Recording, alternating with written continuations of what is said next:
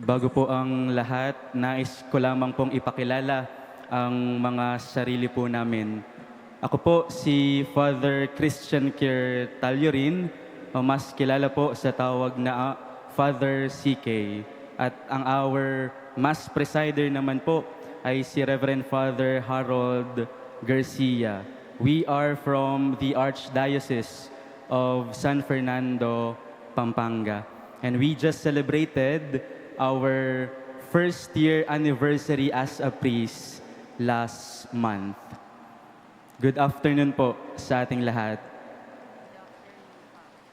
When I was ordained a priest last year, I remember during my Thanksgiving speech, I chose to share one of the deepest and one of the saddest parts of my life, my brokenness, especially the brokenness within our family.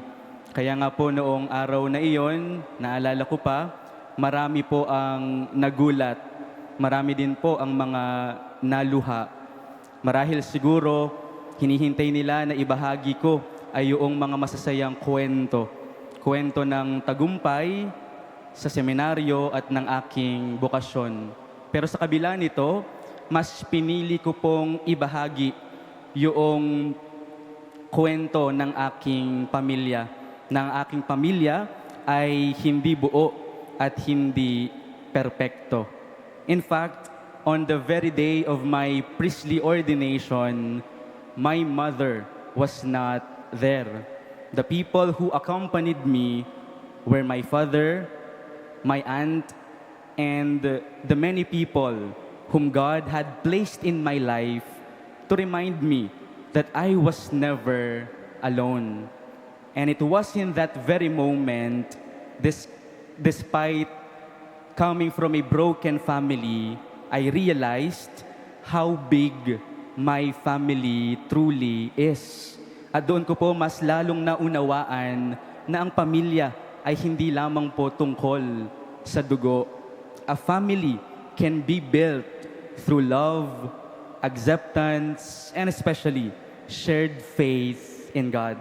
And that, I think, is precisely what Jesus wants to teach us in today's gospel.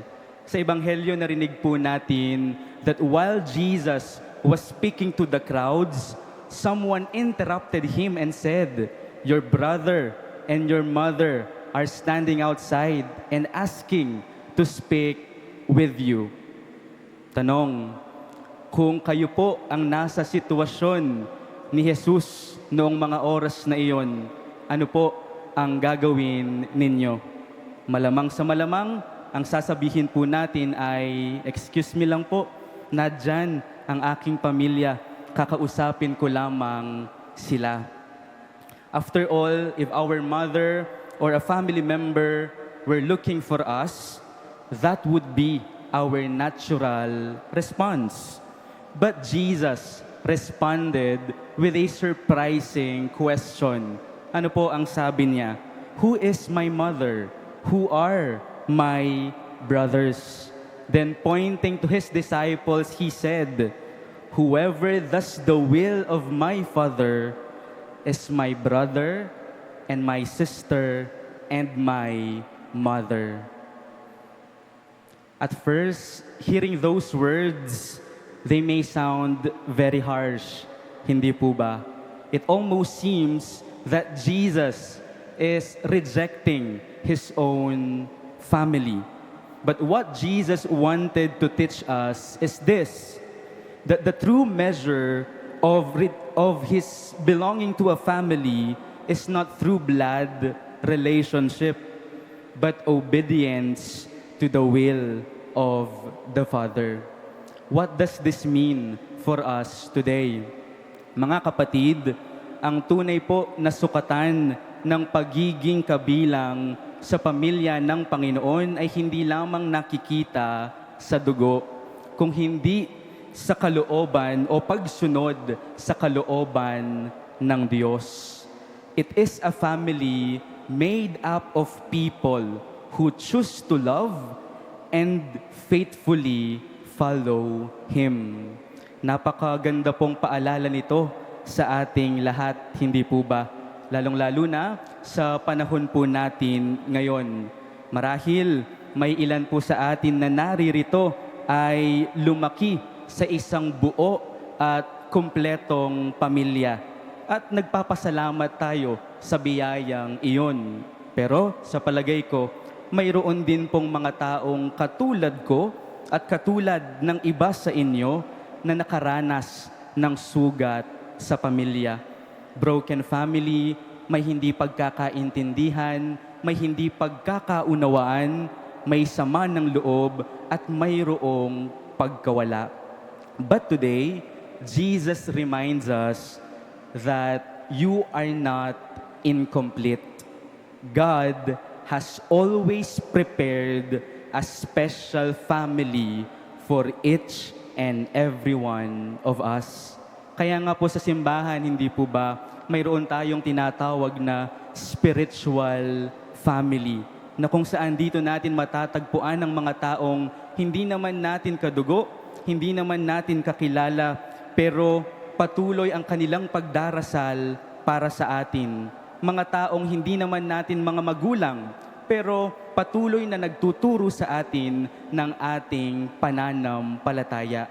Kaya napakahalaga po na tayo ay makibahagi sa ating simbahan, sa ating parokya, sa mga ministries, at sa ating community.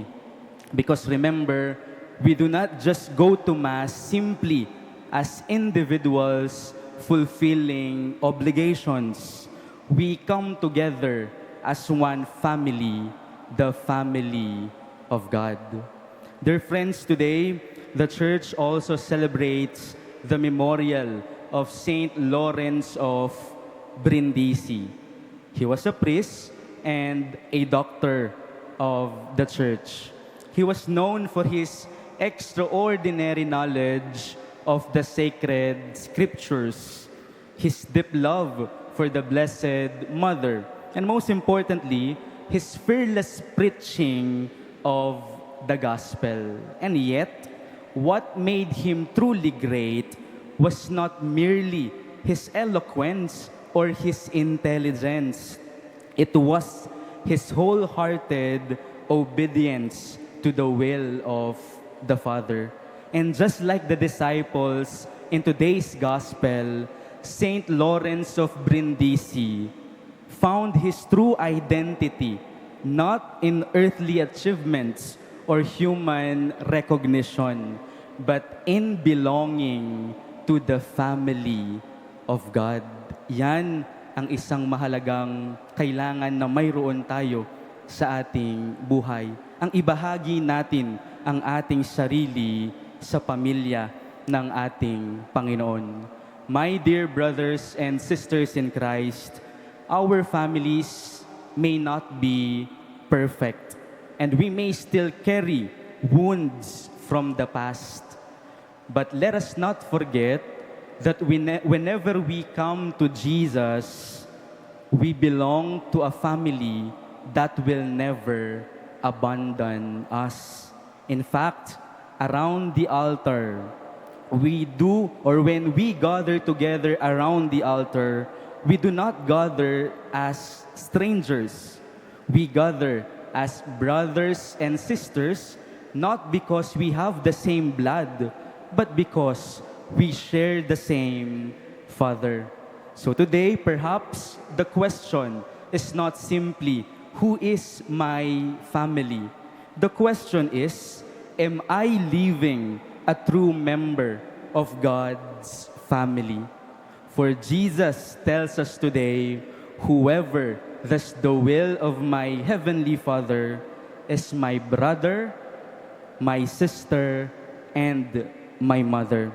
May we be worthy of being called members of God's family, not only by words, but above all, the way we live our lives. Because at the end of the day, the true measure of belonging to God's family is not just about blood relationship, but about our obedience to the will of the Father.